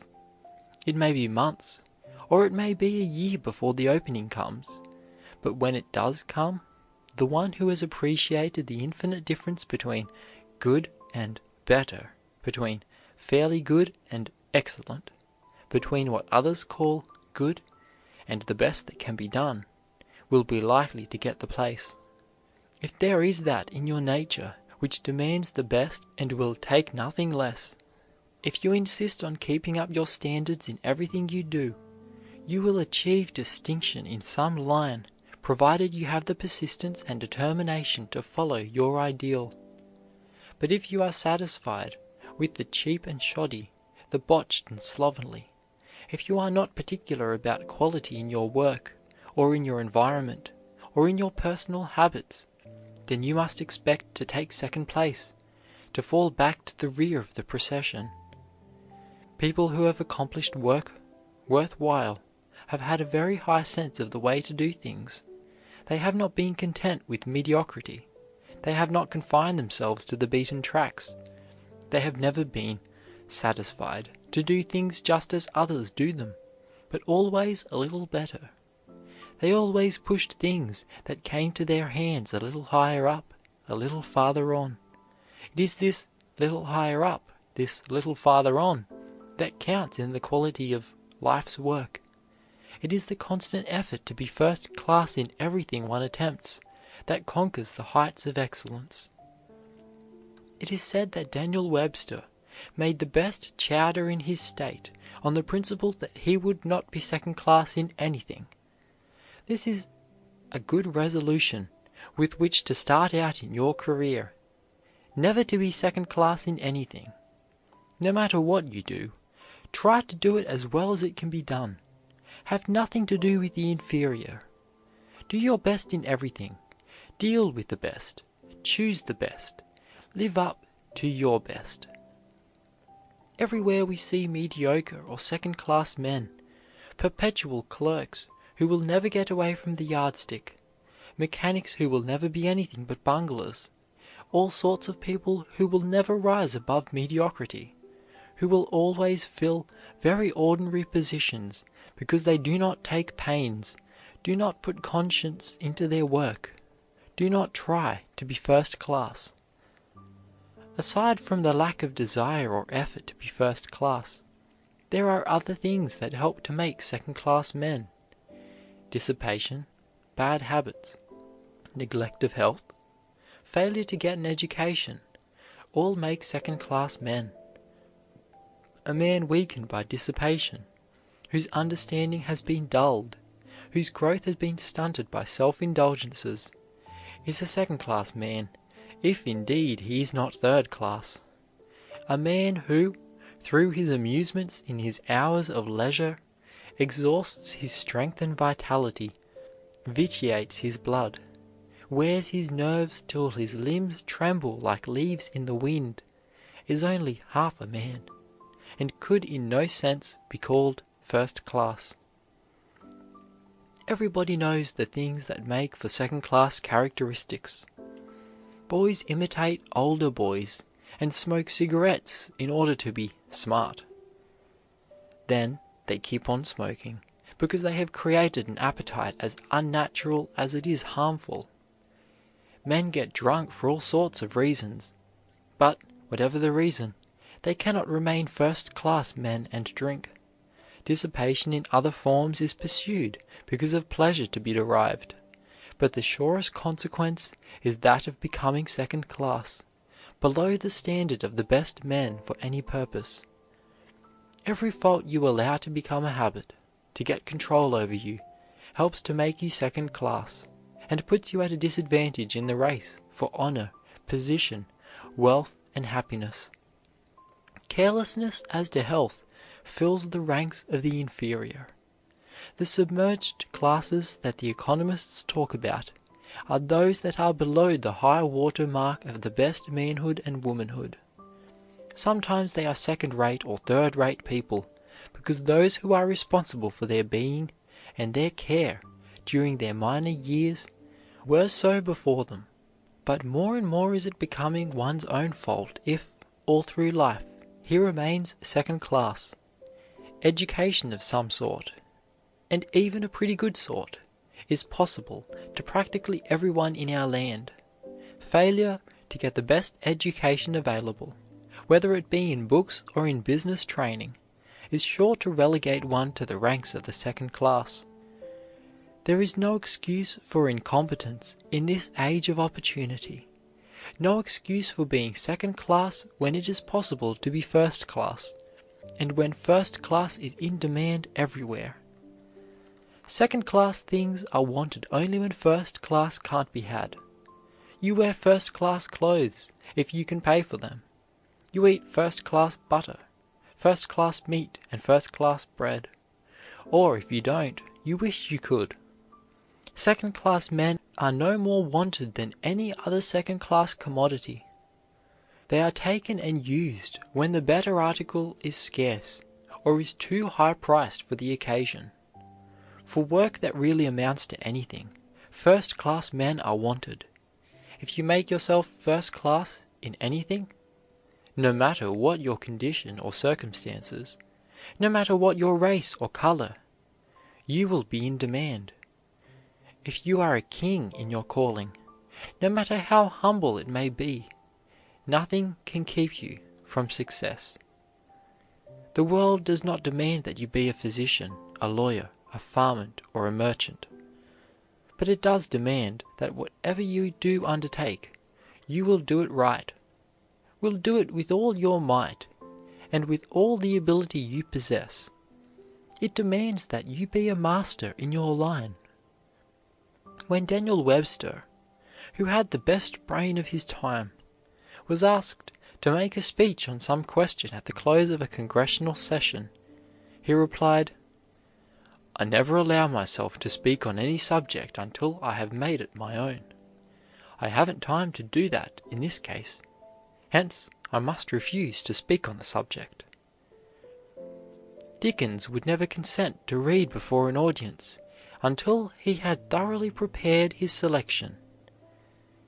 Balzac, the great French novelist, sometimes worked a week on a single page. Macready, when playing before scant audiences in country theatres in England, Ireland, and Scotland, always played as if he were before the most brilliant audiences in the great metropolises of the world. Thoroughness characterizes all successful men. Genius is the art of taking infinite pains. The trouble with many Americans is that they seem to think they can put any sort of poor, slipshod, half-done work into their careers and get first-class products. They do not realize that all great achievement has been characterized by extreme care, infinite painstaking, even to the minutest detail. No youth can ever hope to accomplish much who does not have thoroughness and accuracy indelibly fixed in his life habit. Slipshodness, inaccuracy, the habit of half doing things, would ruin the career of a youth with the Napoleon's mind. If we were to examine a list of the men who have left their mark on the world, we should find that, as a rule, it is not composed of those who were brilliant in youth, or who gave great promise at the outset of their careers, but rather of the plodding young men who, if they have not dazzled by their brilliancy, have had the power of a day's work in them, who could stay by a task until it was done, and well done, who have had grit, persistence, common sense, and honesty. The thorough boys are the boys that are heard from, and usually from posts far higher up than those filled by the boys who were too smart to be thorough. One such boy is Elihu Root, now United States Senator. When he was a boy in the grammar school at Clinton, New York, he made up his mind that anything he had to study he would keep at until he mastered it. Although not considered one of the bright boys of the school, his teacher soon found that when Elihu professed to know anything, he knew it through and through. He was fond of hard problems requiring application and patience. Sometimes the other boys called him a plodder, but Elihu would only smile pleasantly, for he knew what he was about. On winter evenings, while the other boys were out skating, Elihu frequently remained in his room with his arithmetic or algebra. Mr. Root recently said that if his close application to problems in his boyhood did nothing else for him, it made him careful about jumping at conclusions. To every problem there was only one answer, and patience was the price to be paid for it. Carrying the principle of doing everything to a finish into the law, he became one of the most noted members of the New York bar, entrusted with vast interests, and then a member of the President's cabinet. William Ellery Channing, the great New England divine, who in his youth was hardly able to buy the clothes he needed, had a passion for self-improvement. "I wanted to make the most of myself," he says. "I was not satisfied with knowing things superficially and by halves, but tried to get comprehensive views of what I studied." The quality which, more than any other, has helped to raise the German people to their present commanding position in the world is their thoroughness. It is giving young Germans a great advantage over both English and American youths. Every employer is looking for thoroughness, and German employees, owing to their preeminence in this respect, the superiority of their training, and the completeness of their preparation for business, are in great demand today in England, especially in banks and large mercantile houses. As a rule, a German who expects to engage in business takes a 4 years' course in some commercial school, and after graduation serves 3 years' apprenticeship without pay to his chosen business. Thoroughness and reliability, the Germans' characteristics, are increasing the power of Germany throughout the civilized world. Our great lack is want of thoroughness. How seldom you find a young man or woman who is willing to prepare for his life work. A little education is all they want, a little smattering of books, and then they are ready for business. "Can't wait, haven't time to be thorough," is characteristic of our country, and is written on everything, on commerce, on schools, on society, on churches. We can't wait for a high school, seminary, or college education. The boys can't wait to become a youth, nor the youth to become a man. Young men rush into business with no great reserve of education or drill. Of course, they do poor, feverish work, and break down in middle life, while many die of old age in the 40s. Perhaps there is no other country in the world where so much poor work is done as in America. Half-trained medical students perform bungling operations and butcher their patients, because they are not willing to take time for thorough preparation. Half-trained lawyers stumble through their cases and make their clients pay for experience which the law school should have given.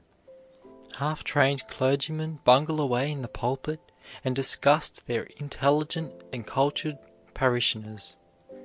Many an American youth is willing to stumble through life half prepared for his work, and then blame society because he is a failure. A young man, armed with letters of introduction from prominent men, one day presented himself before Chief Engineer Parsons, of the Rapid Transit Commission of New York, as a candidate for a position. "What can you do? Have you any specialty?" asked Mr. Parsons. "I can do almost anything," answered the young man. "Well," remarked the chief engineer, rising to end the interview, "I have no use for anyone who can almost do anything. I prefer someone who can actually do one thing thoroughly." There is a great crowd of human beings just outside the door of proficiency. They can half do a great many things, but can't do any one thing well to a finish. They have acquisitions which remain permanently unavailable because they were not carried quite to the point of skill. They stopped just short of efficiency. How many people almost know a language or two, which they can neither write nor speak? A science or two, whose elements they have not fully mastered? An art or two, which they cannot practice with satisfaction or profit? The Patent Office at Washington contains hundreds, yes, thousands, of inventions which are useless simply because they are not quite practical, because the men who started them lacked the staying quality, the education, or the ability necessary to carry them to the point of practicability. The world is full of half-finished work, failures which require only a little more persistence, a little finer mechanical training, a little better education, to make them useful to civilization. Think what a loss it would be if such men as Edison and Bell had not come to the front and carried to a successful termination the half-finished work of others. Make it a life rule to give your best to whatever passes through your hands. Stamp it with your manhood. Let superiority be your trademark. Let it characterize everything you touch. This is what every employer is looking for. It indicates the best kind of brain. It is the best substitute for genius. It is better capital than cash. It is a better promoter than friends, or pulls with the influential. A successful manufacturer says, "If you make a good pin, you will earn more money than if you make a bad steam engine." If a man can write a better book, preach a better sermon, or make a better mousetrap than his neighbor, says Emerson, though he build his house in the woods, the world will make a path to his door. Never allow yourself to dwell too much upon what you are getting for your work.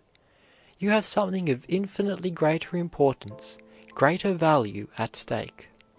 Your honor, your whole career, your future success will be affected by the way you do your work, by the conscience or lack of it which you put into your job. Character, manhood, and womanhood are at stake, compared with which salary is nothing. Everything you do is a part of your career.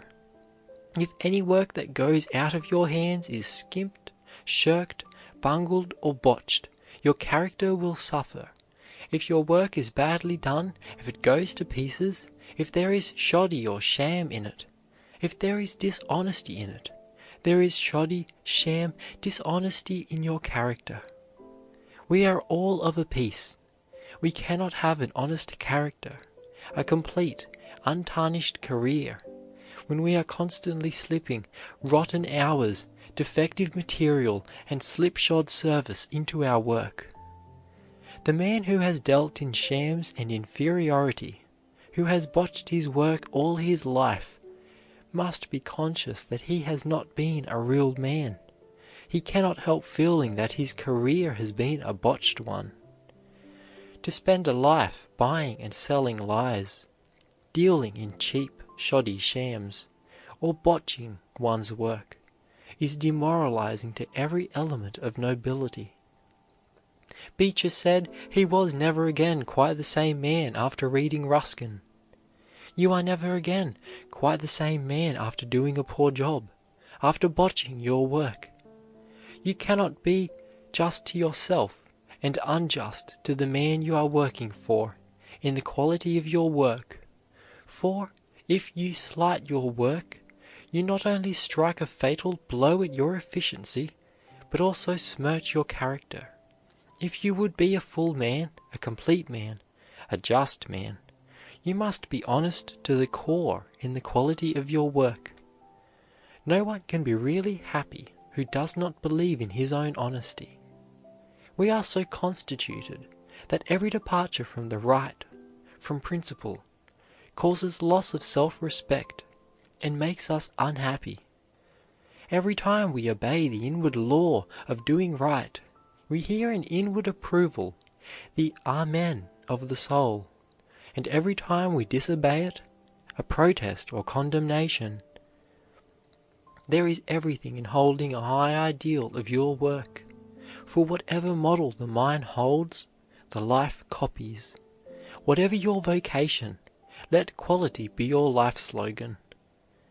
A famous artist said he would never allow himself to look at an inferior drawing or painting, to do anything that was low or demoralizing, lest familiarity with it should taint his own ideal and thus be communicated to his brush.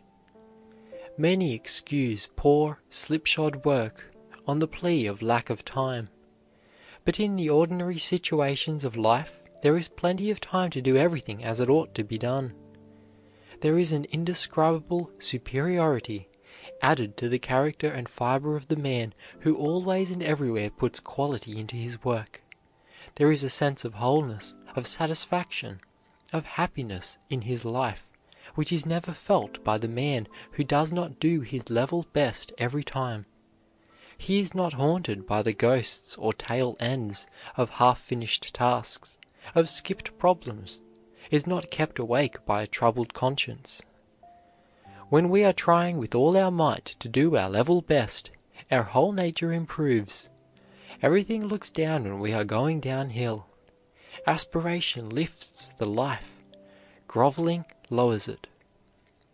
Don't think you will never hear from a half-finished job, a neglected or botched piece of work. It will never die. It will bob up farther along in your career at the most unexpected moments, in the most embarrassing situations. It will be sure to mortify you when you least expect it. Like Banquo's ghost, it will arise at the most unexpected moments to mar your happiness. A single broken thread in a web of cloth is traced back to the girl who neglected her work in the factory, and the amount of damage is deducted from her wages. Thousands of people are held back all their lives and obliged to accept inferior positions because they cannot entirely overcome the handicap of slipshod habits formed early in life. Habits of inaccuracy, of slovenliness, of skipping difficult problems in school, of slurring their work, shirking, or half doing it. "Oh, that's good enough. What's the use of being so awfully particular?" has been the beginning of a lifelong handicap in many a career. I was much impressed by this motto, which I saw recently in a great establishment. "Where only the best is good enough." What a life motto this would be! How it would revolutionize civilization if everyone were to adopt it and use it. To resolve that, whatever they did, only the best they could do would be good enough, would satisfy them. Adopt this motto as yours. Hang it up in your bedroom, in your office, or place of business. Put it into your pocketbook. Weave it into the texture of everything you do, and your life work will be what everyone's should be, a masterpiece. End of chapter 22. Do it to a finish.